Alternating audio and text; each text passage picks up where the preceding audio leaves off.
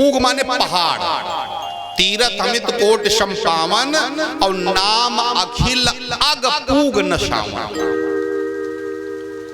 ये नाम, ये जो भगवान की कथा है, भगवान का नाम जो है वो एक बार लेने से पापों के पहाड़ जल करके खाक हो जाते हैं। जैसे एक माचिस की तीली 1000 गुना पहाड़ पूरे के ढेर का लगा हो, एक माचिस की तीली काफी है।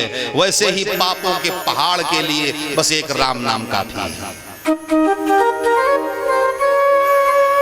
कहते हैं कि ये कलयुग सभी को परेशान करता है, लेकिन जो राम नाम के आश्रित रहता है, जो भगवान की कथा के आश्रित रहता है, उसके ऊपर अपना प्रभाव नहीं डालता। जैसे गरुड़ सभी सांपों को खा जाता है, लेकिन नाग को नहीं खाता। गरुड़ नाग को इसलिए नहीं खाता है, गरुड़ जानता है कि नाग इतना गर्म होता है कि अगर मैं खाऊंगा उसे तो मैं खुद नष्ट हो जाऊंगा। तो गरुड़, ये जो मोर है, गरुड़ है, ये सभी सांपों को खाता है, नाग को नहीं खाता, नाग से दूर रहता है। ऐसे ही ये कलयुग सभी को परेशान करता है, सभी को नष्ट करता है, सभी के जीवन में कलबस पैदा करता है। लेकिन जो राम नाम आश्रित, भगवान की कथा के आश्रित जो भक्त अपना जीवन यापन कर रहा है, उसके ऊपर कभी नहीं प्रभाव डालता। जानता है अगर राम भक्त के ऊपर मैं प्रभाव डालूंगा तो मैं खुद नष्ट हो जाऊंगा। बोलो गोविंद भगवान की। ये कलयुग उसके ऊपर प्रभाव नहीं डालता। ऐसे ही एक कथा है भगवान की, जो मनवाड़ी कर्म से सदैव पाप करने वाले लोग, वो भी भगवान की कथा को सुनकर के तर गए।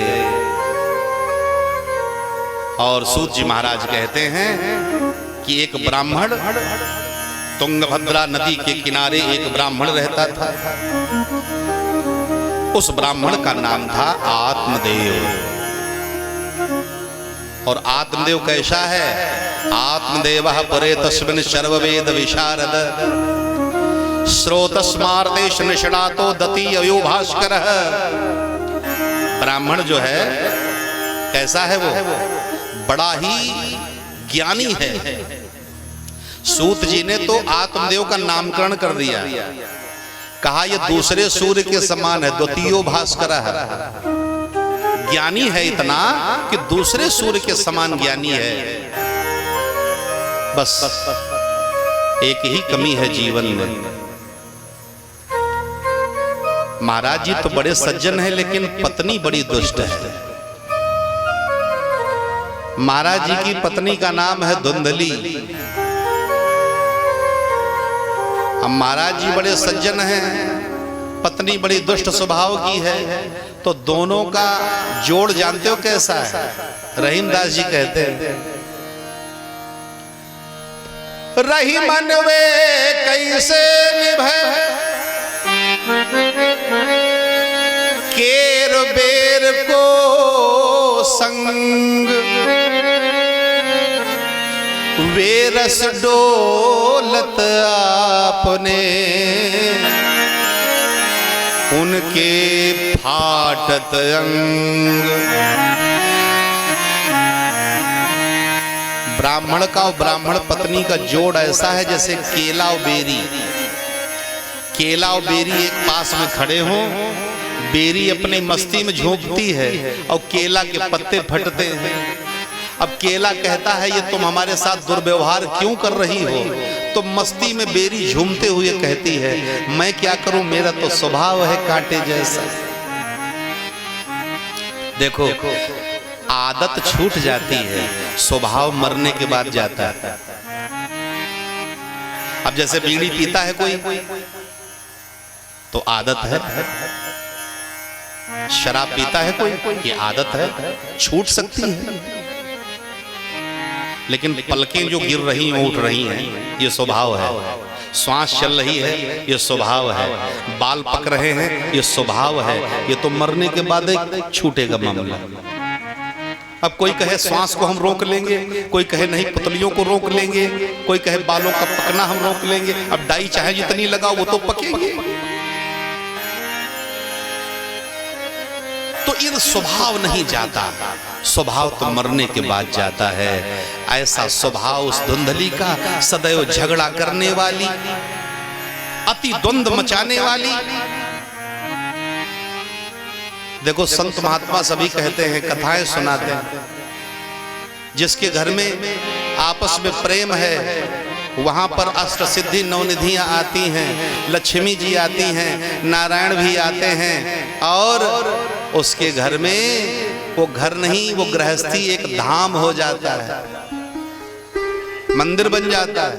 और जिसके घर में कलह है, पति पत्नी में, सास बहू में, बेटा पुत्र में, भाई भाई में, बेटा पिता में अगर कलह मच रही है, सास बहू में कलह हो रही है, ये समझ लो भैया कलह हमारे जीवन के सारे सुखों को छीन लेती है। सुमति होनी चाहिए, सुमति माने सबकी मति सुंदर होनी चाहिए।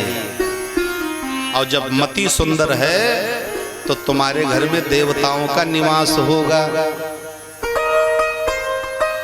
और एक बात तो जरूर याद रखना, आज्ञा पालन जीवन में जरूर होना चाहिए।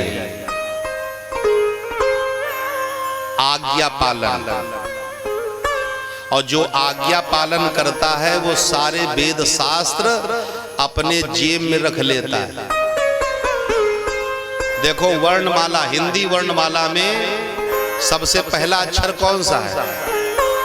बोलो बोलो मैया, कौन सा अक्षर है पहला? आ है ना? और सबसे आखिरी ज्ञा है ना? तो दोनों को मिला दो क्या हो गया? आज्ञा। और आओ ज्ञा के बीच में जितने अक्षर हैं सब बोलो कैद है कि नहीं? जो आज्ञा पालन करता है वो सारे संसार के वेद पुराणों को अपने जीवन में रख लेता है। आज्ञा जिसने आज्ञा पालन करना सीख लिया, उसने समझ लो उसके जीवन में तो भगवान आते हैं। वो सारे वेद शास्त्रों को अपने जीवन में धारण कर सकता है, उसके जीवन में बड़ी सामर्थ्य हो जाती है। भैया जितने भी सामर्थ्यवान हैं उन्होंने सबने आज्ञा पालन किया। राम जी ने आज्ञा पालन किया। आय सुमांग करहि पुर काजा, देख चरित हर्षहि मन राजा। बोलो राम ने आज्ञा पालन किया। अब बोलो राम बन गए। क्यों? आज्ञा पालन के राम बन गए तो राम बन गए, और राम बन न जाते तो राम बन न पाते। राम ने आज्ञा पालन किया, इसलिए हम हर जिह्वा पे राम राम कह करके अपने जीवन को धन्य बना लेते हैं। हनुमान जी ने आज्ञा पालन किया। बोलो हनुमान जी के बढ़कर कोई है? कहने का तात्पर्य जो आज्ञा पालन करता है। घर में तुम्हारे अपनी गृहस्थी में रह करके एक दूसरे का आज्ञा पालन करना अगर कोई सीख गया, समझ लो ये गृहस्थी बहुत अच्छे से चलेगी। और अगर एक दूसरे की बात काटना, बहस करना, तर्कवादी बनना, झगड़ा करना, समझ लेना ये गृहस्थी की गाड़ी फिर ज्यादा दिन तक नहीं चल पाएगी। पति और पत्नी, देखो पति माने क्या होता है? पति माने होता है रक्षक। किसकी रक्षा करे? पत्नी की।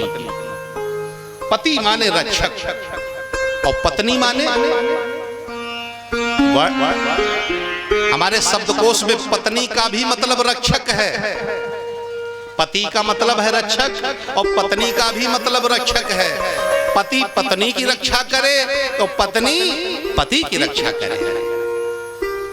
पत्नी का मतलब है पति को जो पतन से बचावे। पति को जो पतन से बचावे वही पत्नी है। एक सज्जन बोले, कहने लगे महाराज ये बात आपके को समझ में नहीं आई। हमने कहा क्यों? कहा हमारी समझ में पत्नी का मतलब कुछ और है। हमने कहा क्या? कहने लगे पत्नी के मतलब जो होता है, पत्नी माने जो पति के ऊपर हर समय तनी रहा है, पत्नी। हमने कहा भाई अब आपके विचार में जो है उसे तो हम नहीं काट सकते हैं, लेकिन सत्य अगर पूछा जाए तो पत्नी का मतलब है जो पति की रक्षा करे, पति को पतन से बचावे वही पत्नी।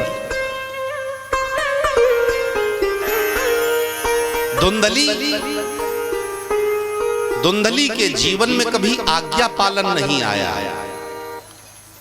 वो अपने पति से सदैव उल्टा बोलती है। पति महोदय जो कहते हैं वो कभी नहीं करती। स्वतः स्वयं निर्णय लेती है हमें क्या करना है। पति से झगड़ा करने वाली, निरर्थक बकवास करने वाली, इधर की उधर करने वाली, और जिसे झगड़ा पसंद हो ऐसी ही पत्नी को धुंधली कहा जाता है। बोलो गोविंद भगवान की जय हो। एक बेचारे बड़े परेशान, बहुत ज्यादा परेशान, और गुरुजी आ गए उनके। गुरुजी के चरणों में बैठे और रोने लगे। गुरुजी ने कहा क्यों रोते हो? कहा इसलिए रोते हैं कि जो काम मैं कहता हूं मेरी पत्नी उसका उल्टा ही करती है। तो गुरुजी बड़े ही पहुंचे हुए व्यक्तित्व के थे, बड़े साधक थे। उन्होंने एक ही शब्द में जवाब दे दिया। कहा भैया ऐसा करो, जब वो उल्टा करती है तुम्हारे कहने से, जो भी तुम बोलते हो ना उसका उल्टा ही करती है ना, तो तुम उल्टा बोलो, सीधा करेगी। बस इतना ही कहा। अब इतना कह के महाराज जी चले गए। अब उनकी को समझ में आया, घर को गए और घर में जाकर के और पत्नी से बोले। अब मन था उनका कथा सुनने जाने का, नगर में कथा हो रही थी। मन में सोचा इससे कहूंगा कथा सुनने जाऊं तो ये उल्टा ही करेगी, क्रांति फैलाएगी, घर में झगड़ा करेगी। तो क्या बोले? कहने लगे देखो भैया अब सभी लोग तो कथा सुनने जाते, लेकिन पता नहीं कि मेरा मन नहीं होता कथा सुनने जाने का, अब हम नहीं जाएंगे, होने दो जो हो रहा है। और जब मन ही नहीं करता है तो क्या करें? और जैसे ये बात कही तो पत्नी क्या बोली? ये तुम्हारे अंदर जो पाप इकट्ठा हो गया है, तुम बहुत पापी हो, और ऐसे पापी जो होते हैं उनका सत्कर्म में, सद्धर्म में, भगवान की कथा में मन नहीं लगता है। और सुनो, तुम जाओ न जाओ कथा सुनने, मैं तो कल से जरूर जाऊंगी। उन्होंने मन ही मन गुरुजी को हाथ जोड़ के प्रणाम किया और कहा गुरुजी आपने बड़ी कृपा कर दी हमारे ऊपर, अब तो हमें लगता है कि गाड़ी अब कुछ आगे चल जाएगी। अब कथा सुनने जब वो गई तो पीछे से खुद पहुंच गए। अब दान पुण्य करने का जब मौका आया तो उन्होंने दान की निंदा की। तो पत्नी बोली, कहा तुम्हारा दिमाग नहीं ठीक है। अरे दान पुण्य करने से धन पवित्र होता है। हम जो परिश्रम करके दान पुण्य लाते हैं और उसे जब हम कुछ दान करते हैं कुछ अंश, तो हमारे जीवन का जो धन है वो पवित्र हो जाता है। हमारे जीवन में रोग व्याधियां नहीं आती हैं, दैवीय संकट नहीं आते हैं। और तुम कहते हो हम दान नहीं करेंगे। और सुनो, तुम दान मत करो, लेकिन मैं जाकर के और जहां कथा हो रही है वहां मैं स्वयं दान करूंगी। जहां संत भक्त सब भोजन कर रहे हैं, भगवान की कथा हो रही है, यज्ञ हो रहा है, ये दान पुण्य मैं करूंगी। बड़े प्रसन्न हो गए। कहा अब तो लगता है उल्टा बोल करके जीवन बढ़िया चलेगा। बड़े आनंद के साथ कथा सुनी, दान पुण्य किया। धीरे धीरे ऐसे कट रही है। माह का महीना आया और गंगा स्नान करने का मन हुआ। सोचा लाओ गंगा स्नान करी आवें, लेकिन इससे कहूंगा तो ये लड़ाई करेगी। तो क्या बोले? कहने लगे देखो गंगा के किनारे लोग जाते हैं, 1 महीना माह में रहते हैं, 3 बजे उठ करके स्नान करते हैं।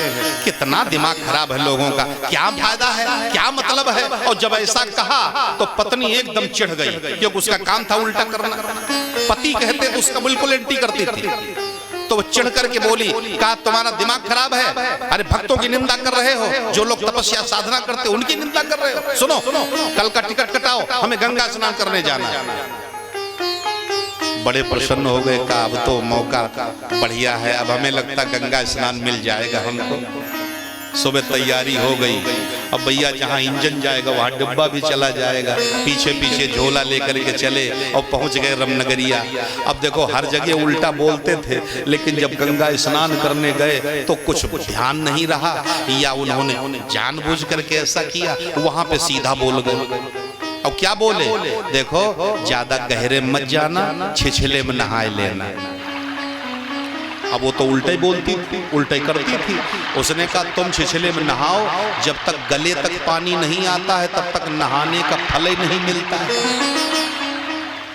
अब वो गले तक के चक्कर में माता जी गंगा की धारा थी तेज, और जैसे ही गले तक पानी के चक्कर में वो गहरे में घुसी, पैर उखड़ गए और बह गई।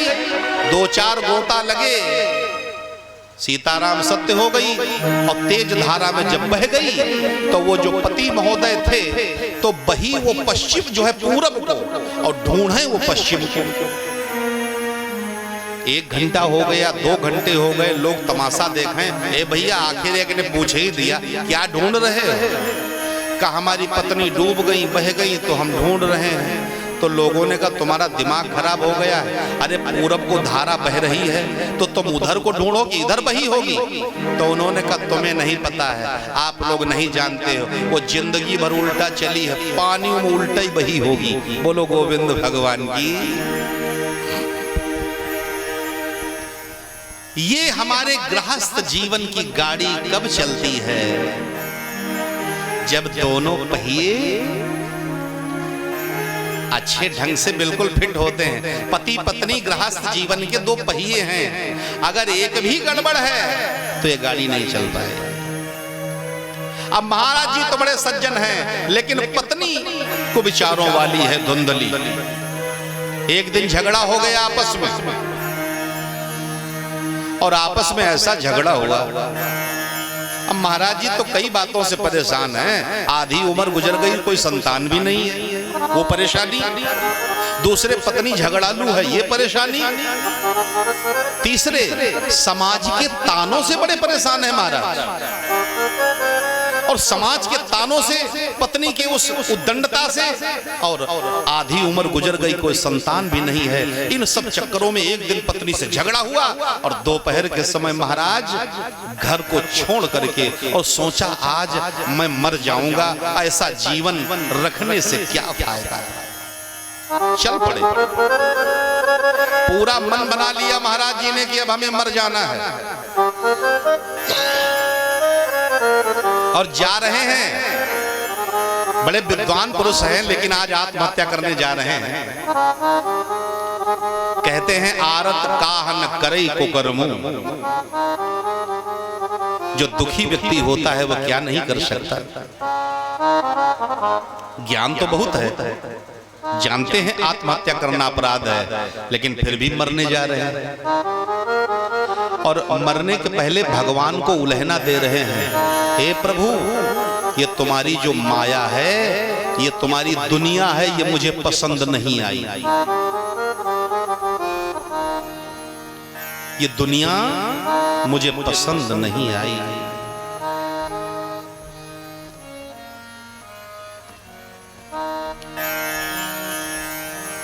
भगवान तेरी महिमा क्या खूब निराली है। भगवान तेरी महिमा क्या खूब निराली है। गाइए। भगवान तेरी महिमा क्या खूब निराली है। एक घर में अंधेरा है, एक घर में अंधेरा है, एक घर में दिवाली है, एक घर में अंधेरा है,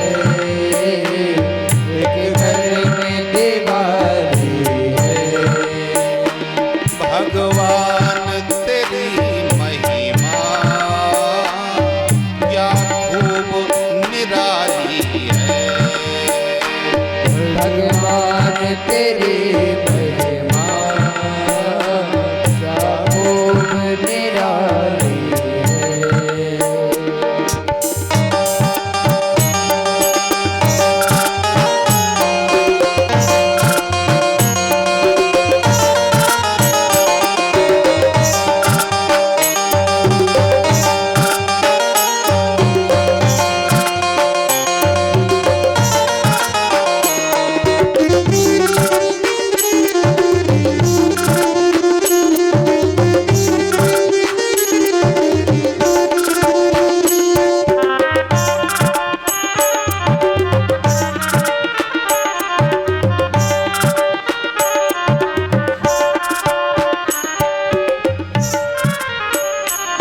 तकदीर का हलचल है या कर्म का है पासा।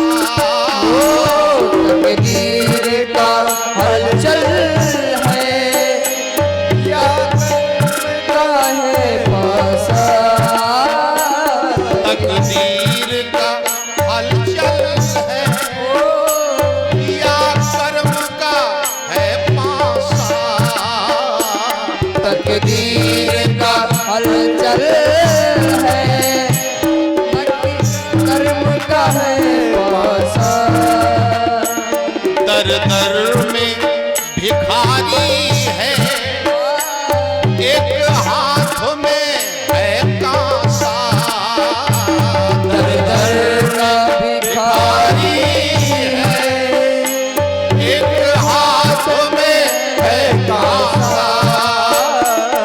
भर पेट नहीं मिलता भर पेट नहीं मिलता। भोजन का दुखारी है भर पेट नहीं मिलता। भोजन का दुखारी है। भगवान तेरी महिमा खूब निराली है।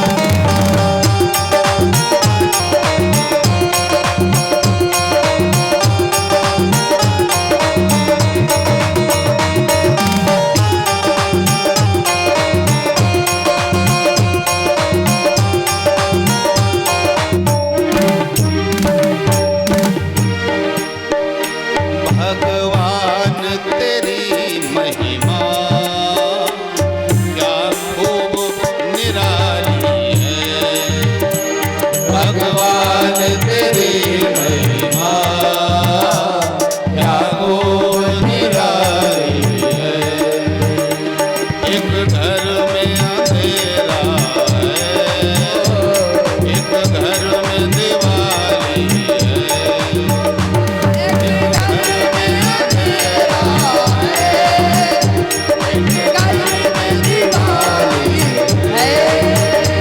भगवान तेरी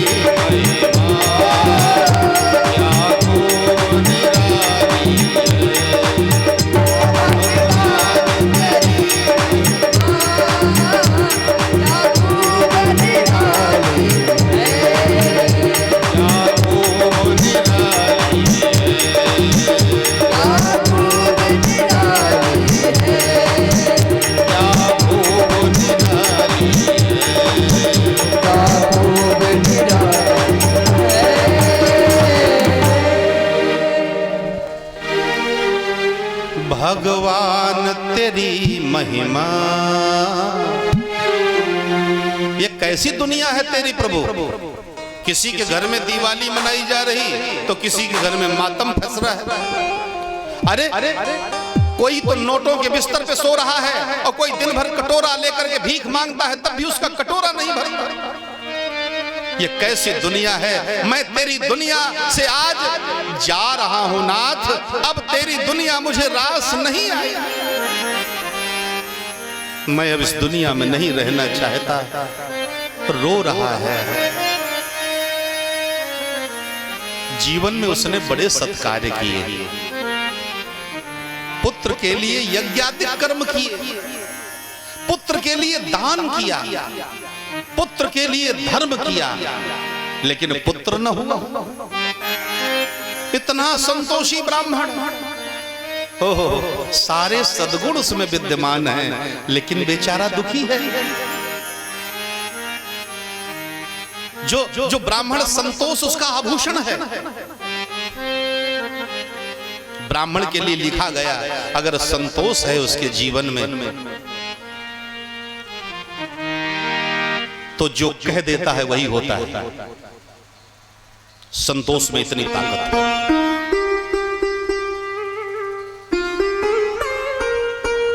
किसी ने कहा है कबहू कबहू साल है वो दो सालन के ढेर बीच, कबहू कबहू कमली की कोरोढ़ रहिए, कबहू कबहू हाथ न हजारन के साथ हाथ, और कबहू कबहू पाजिन की बार बार सही,